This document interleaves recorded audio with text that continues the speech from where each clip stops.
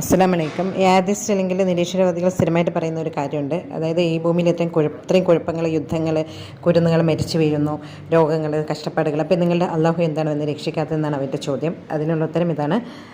ലോകത്ത് ഇഷ്ടംപോലെ ദന്തവിദഗ്ധരുണ്ട് എന്ന് പറഞ്ഞിട്ട് എല്ലാവരുടെ പല്ലും കേടില്ലാതിരിക്കണില്ലല്ലോ. ദന്തത്തിനെ കാണാൻ പോകുന്നില്ല എന്നതാണ് കാരണം. അത് നമ്മുടെ തെറ്റാണ്. അതുപോലെ തന്നെ നാച്ചുറലായിട്ടുള്ള കലാമിറ്റീസ്, ഫ്ലഡ്സ്, വെള്ളപ്പൊക്കം, അങ്ങനെ പല ദുരന്തങ്ങളും ഉണ്ടാകുന്നുണ്ട്. ഇതൊക്കെ മാൻമെയ്ഡാണ്. മോസ്റ്റ്ലി ഇതൊക്കെ മാൻമെയ്ഡാണ്. അപ്പോൾ മാൻമെയ്ഡായിട്ടുള്ള ദുരന്തങ്ങൾ തീർത്ത് കൊണ്ടിരിക്കുന്ന ഒരു റിപ്പയറിങ് മെഷീൻ അല്ല അള്ളാഹു എന്ന സങ്കല്പം.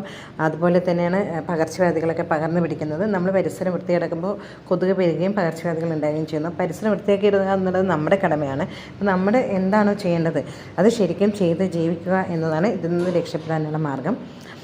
അപ്പോൾ നമ്മൾ എന്തെങ്കിലും കുഴപ്പങ്ങൾ ചെയ്തുകൊണ്ട് ഇങ്ങനെ ഇരുന്നാലും എല്ലാ കുഴപ്പങ്ങൾക്കും കറക്റ്റ് ചെയ്തുകൊണ്ടിരിക്കുന്ന ഒരാളല്ലല്ലോ അള്ളാഹു എന്ന സങ്കല്പം. അതായത് മനുഷ്യൻ്റെ ഹ്യൂമൻ ഇമേജിനറിക്കും എത്രയോ അപ്പുറത്താണ് God, the one God, the creator, all powerful ആയിട്ടുള്ള ഒരു സങ്കല്പം. അത് നമ്മുടെ സങ്കല്പത്തിനപ്പുറത്താണ്. നമുക്ക് ഹ്യൂമൻ മൈൻഡിന് അല്ലെങ്കിൽ നമ്മുടെ ബ്രെയിനിന് ഉൾക്കൊള്ളാവുന്ന മാത്രമേ നമുക്ക് തന്നിട്ടുള്ളൂ.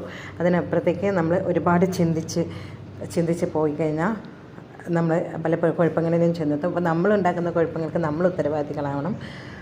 നമ്മൾ എങ്ങനെയാണോ ജീവിക്കേണ്ടത്, ഭൂമിയിൽ നന്നായി ജീവിക്കുന്നത് എങ്ങനെ എന്ന് ഖുർആൻ വ്യക്തമായും വൃത്തിയായും പഠിച്ച തമ്പുരാൻ നമുക്ക് ഖുർആനിലൂടെ പറഞ്ഞു തന്നിട്ടുണ്ട്.